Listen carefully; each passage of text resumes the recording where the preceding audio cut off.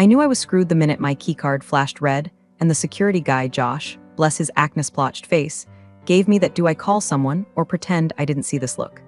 It was 7:06 a.m. on a Thursday, which meant the air still smelled like janitor-grade disinfectant and stale vending machine Pop-Tarts. I had my travel mug in one hand and my phone in the other when the email came through. Your employment is hereby terminated effective immediately. Your access credentials have been revoked. No signature, no salutation, not even a damn period at the end. Just a sterile corporate ghost note nuking 12 years of my life while I was still wiping sleep out of my eyes. I stood there for a second, phone screen glowing like a tombstone. I didn't panic. I didn't cry. I just turned slowly, walked to the hallway bench outside conference room A, and sat down like a well-behaved specter haunting the very infrastructure I'd built.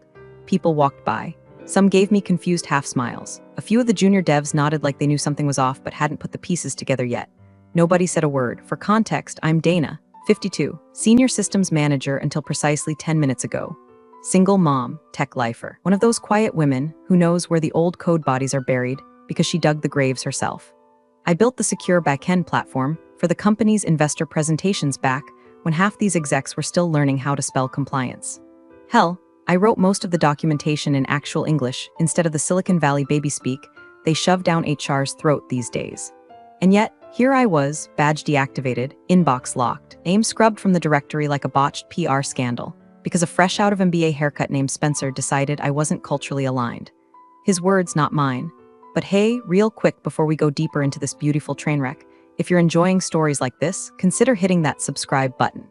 Not even kidding, over 97% of y'all are ghosting these stories without subscribing. It's free. It motivates the team. And let's be honest, if Dana can survive a red badge moment, you can click a little bell icon. Anyway, Spencer strutted into this place 6 months ago like he was auditioning for a reboot of The Apprentice, minus the talent or the hair. His first week, he called me Deborah 3 times. His second week, he accidentally deleted the VPN whitelist and blamed it on a legacy system failure. Spoiler, I was the legacy system. I fixed it, quietly. Like always, what Spencer didn't know, what nobody knew, is that after the merger last year, I started making notes. Not paranoid notes, smart ones. I saw the writing on the wall in Comic Sans bold. The new leadership kept talking about efficiency pivots and talent optimization, and every time someone older than 35 got let go, the replacements had shinier watches and less experience than a student intern on Bring Your Kid to Work Day. So I documented. Every protocol I wrote, I cross-filed. Every server I configured, I logged. And then I set up a contingency plan, not out of revenge, but necessity. The presentation platform, that pretty slideshow Spencer was so proud of, hosted on an isolated backend cluster with a security framework tied directly to admin credential status. Triggered by revocation without 48-hour prior notice, all legally cleared by the old CTO and signed off back when people still respected institutional memory. And now here I was, ghosted out of my job with zero notice, sitting on the literal kill switch. Across the glass, I watched the execs gather like penguins around the touchscreen display. Spencer stood at the head of the table, gesturing like a game show host with too much cologne. He was explaining how today's investor deck is gonna knock your socks off, oblivious to the digital guillotine quietly aligning above his gel-slicked head. I didn't move, didn't smile, just sipped my lukewarm coffee and waited. They thought they were firing a relic. What they actually did was unplug the generator, then complain when the lights went out. The email hit at 7:05 a.m. sharp. Subject line, organizational update. Body text, 5 lines of bureaucratic chloroform, stripped of punctuation like they were charged by the character. Your employment is terminated effective immediately. Please return any company property access has been revoked. No Dear Dana, no bullet points, no dignity. I was 3 steps from the building when it came through, balancing a thermos of bitter gas station coffee and a sack of oatmeal for my desk drawer. The keycard reader blinked red when I swiped it, pulsing like the dying heartbeat of something that used to trust me. The security turnstile didn't move. The kid at the front desk, new guy, probably named Kyle or Bryce, tried not to make eye contact, just muttered, "Ooh, might be a system error, you should probably call IT or something." Yeah, Kyle, I am IT, or was.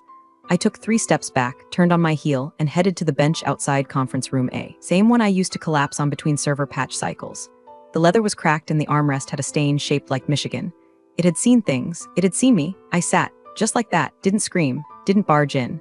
I'd already known this was a probability slowly turning into a promise over the last 2 quarters. The writing wasn't just on the wall, it had been laser-etched, color-coded, and presented in a PowerPoint by a VP who called me resource-heavy during a strategy sync.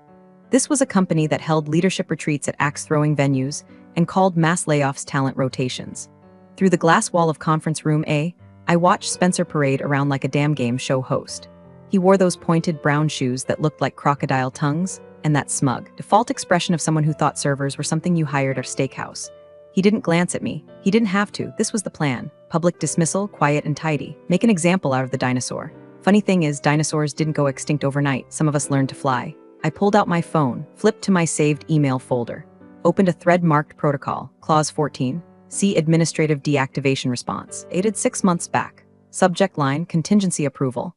Initialed by Charles F. Turner, our now retired CTO who believed in documentation and whiskey, usually in that order. It had taken me weeks to draft the security procedure.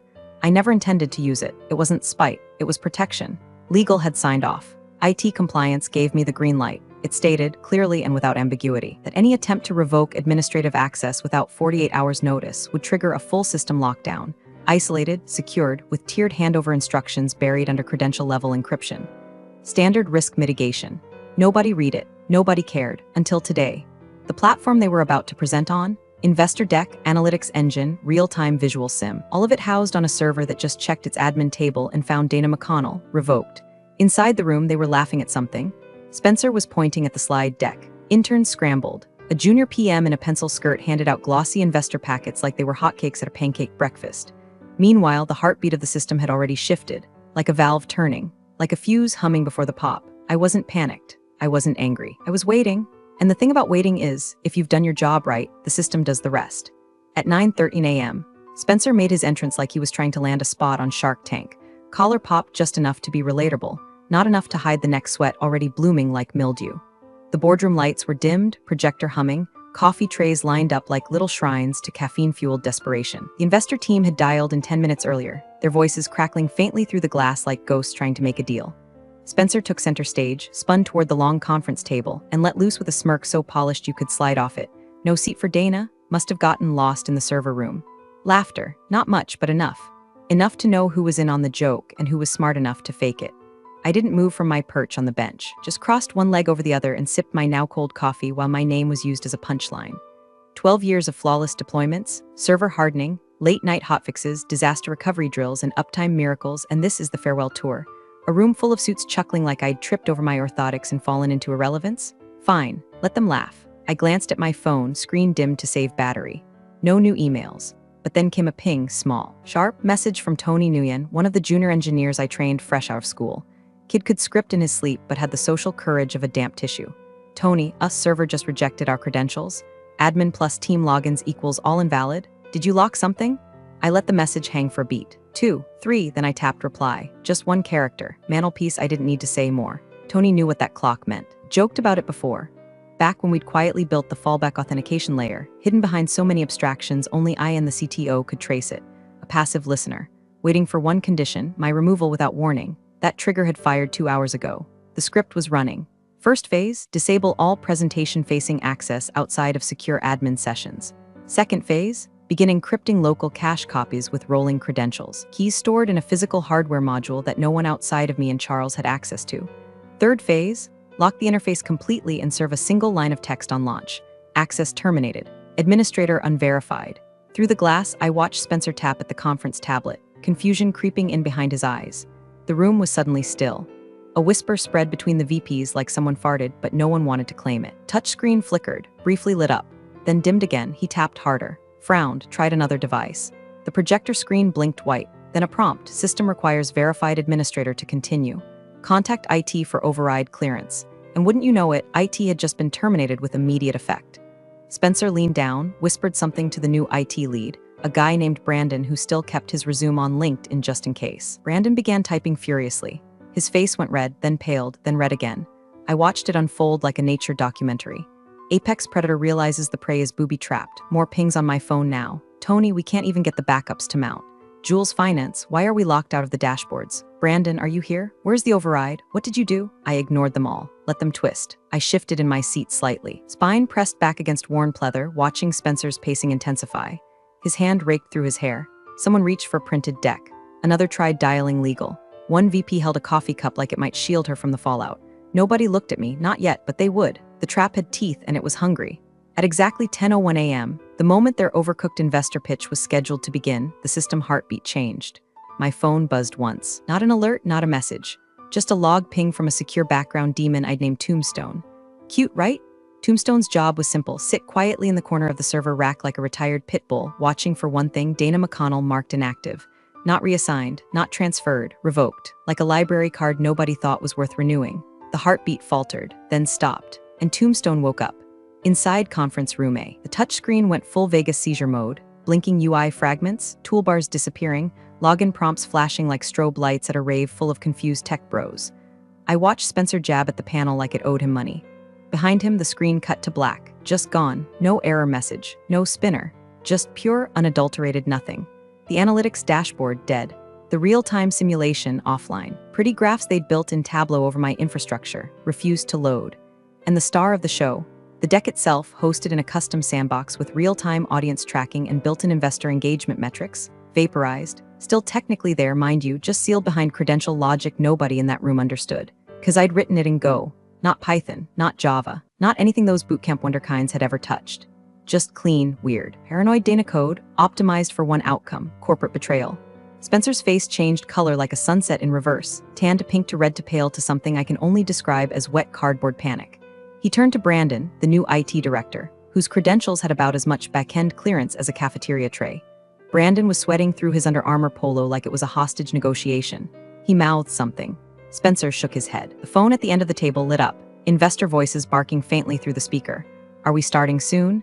Is the presentation link broken? Is someone going to fix this? Fix it? Nobody could fix this. Because no one else had the keys.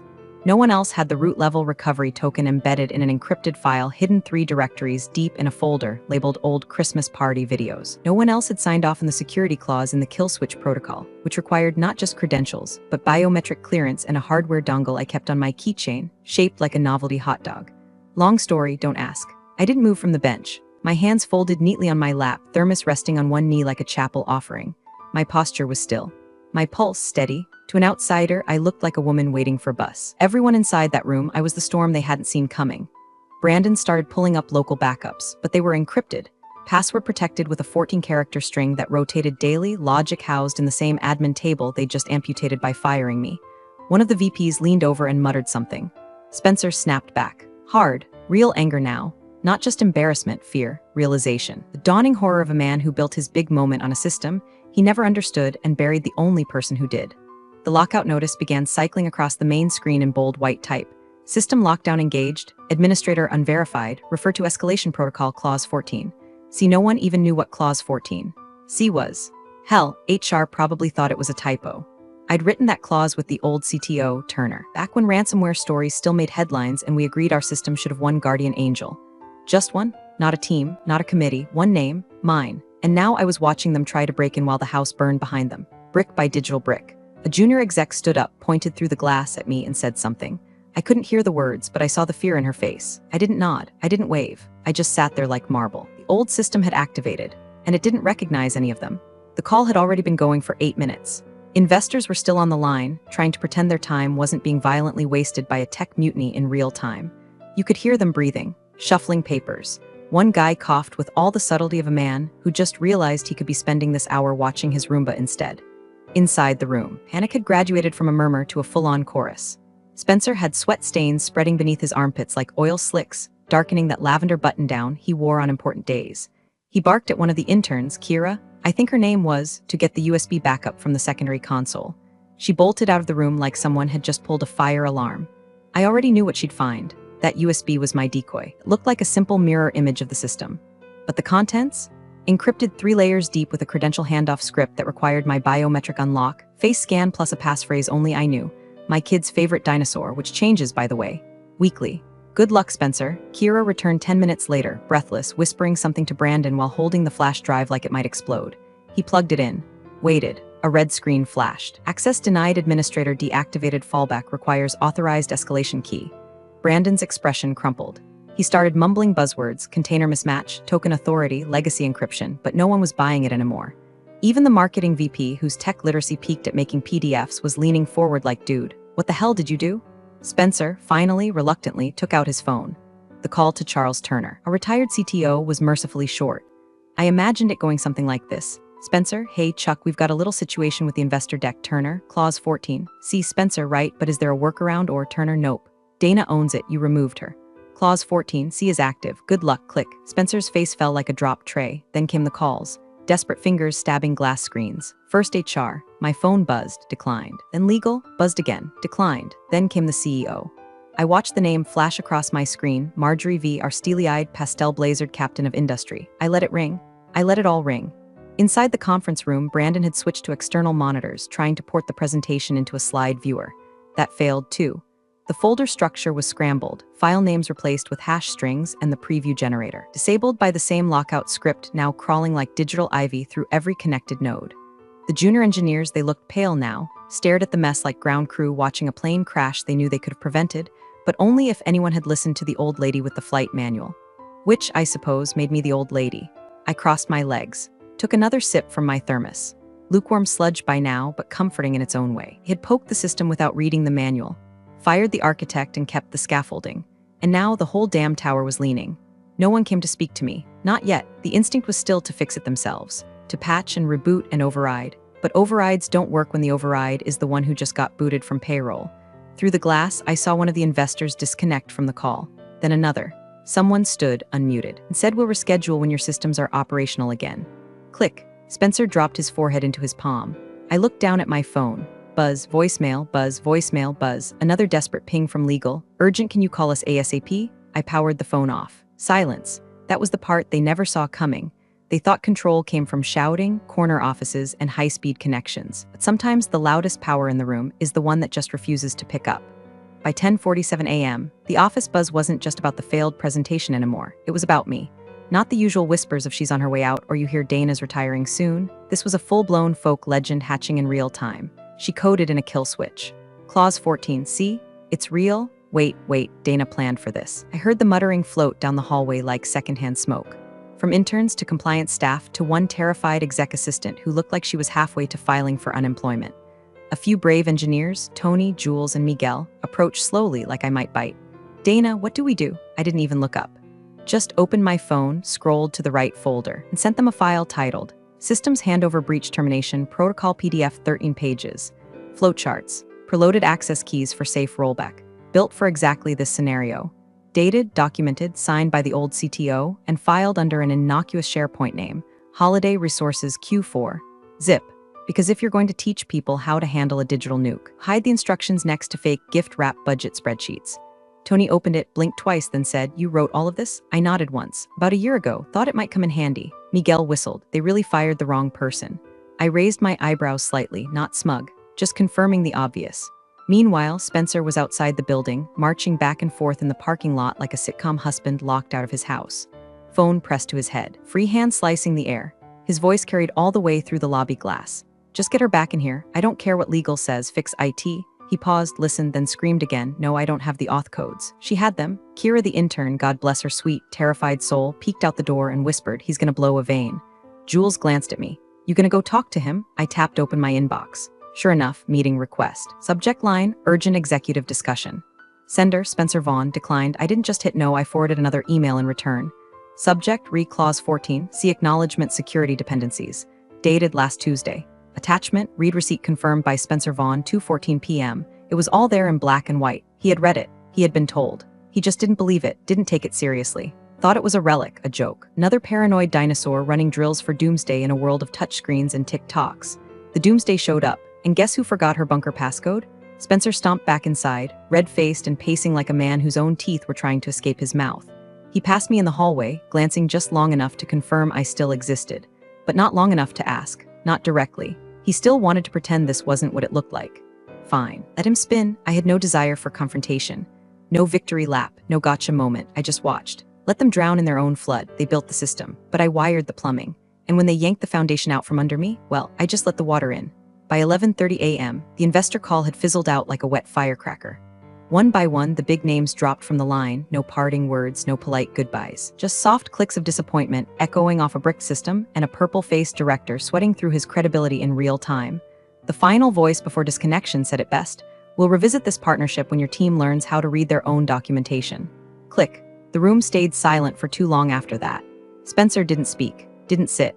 He just stared at the dead screen like it had personally betrayed him, and aware that it was doing exactly what I told it to do. Nothing. Downstairs, HR finally lost their poker face. A woman named Linda, I think she called herself People Ops now, toddled over in block heels, trying to look like she wasn't approaching a live landmine. Dana, hi, she said, clutching a tablet like a riot shield. So sorry for the misunderstanding earlier. Looks like we may have jumped the gun a bit. I stared. I've spoken with legal and executive. There's actually a really exciting opportunity for you to re-engage with us on a limited-term consulting basis. Totally flexible, of course, just to help us, get systems back online.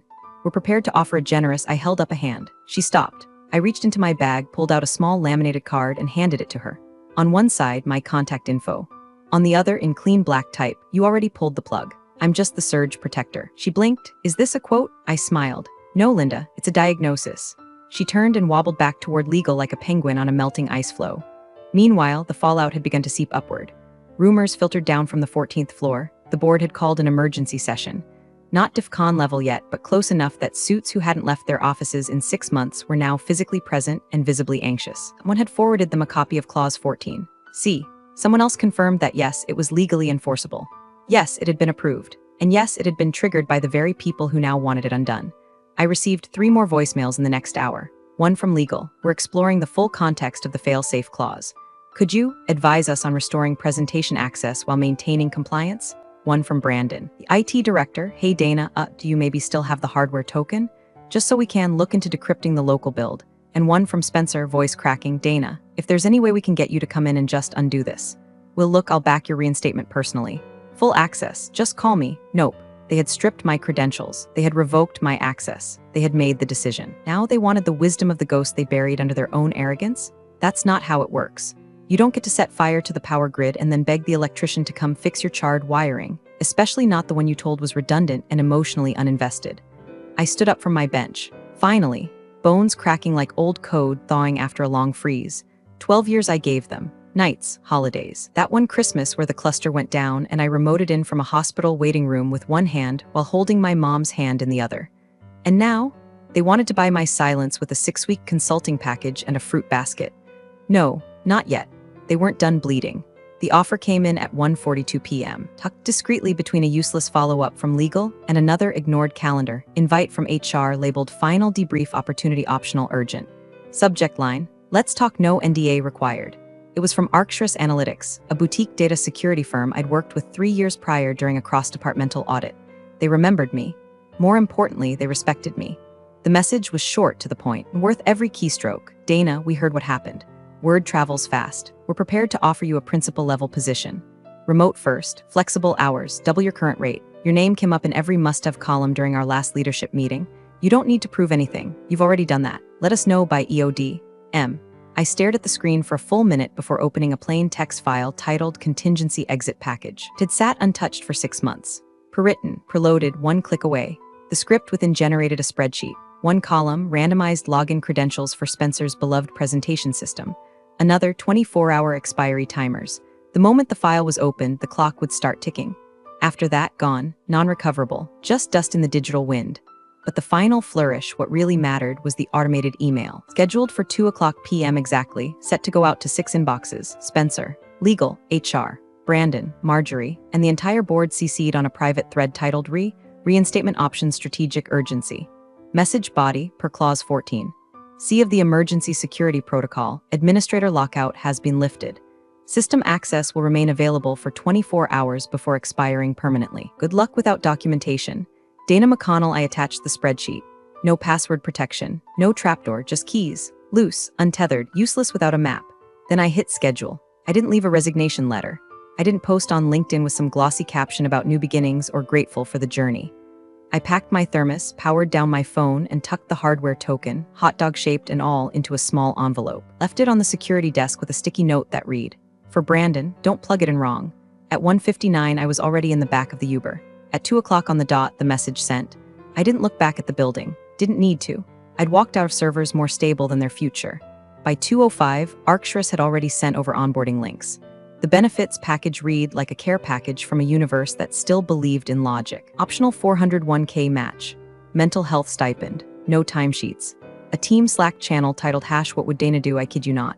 At 2:12, I replied, I'm in. Please send my welcome packet to the Santa Fe address. I'll be working from the terrace. They replied with a plane ticket. First class. I never sent a goodbye. What was there to say? I wasn't angry. I wasn't vindictive, I was just gone. Now they'd have to build their future without the past they threw away. Let's see how far that gets them. Monday morning arrived with the hushed tension of a funeral no one wanted to admit was happening. Spencer arrived at HQ looking like someone who hadn't slept, or had, but only under the oppressive weight of boardroom shame and legal disclaimers. His new title, quietly updated in the directory overnight, read Director of External Partnerships. Our company was code for exile with benefits. A role with no team, no real responsibilities, and just enough rope to keep him technically employed until the quarterly dust settled. His badge still worked. The elevator still opened, but nobody said his name out loud. Not anymore. Not after Clause 14C became shorthand for don't piss off the infrastructure. He passed Brandon in the hallway. Brandon nodded, but didn't smile. HR closed a door behind him without making eye contact. One of the junior devs paused mid-conversation when Spencer walked by and muttered something about McConnell protocol like it was a cautionary tale from a programming cryptid. My name was everywhere, not printed, not posted. Spoken, low, reverent cautionary. They whispered it like it might wake something up. Dana McConnell, the firewall in flats, the mother of the machine. One who wrote her legacy into the logic itself and walked out while the rest of them were rebooting. And me? I was 38,000 feet in the air, halfway across the country, sipping ginger ale and watching clouds drag shadows over the desert below. My company-issued work phone buzzed one last time as the plane began to descend.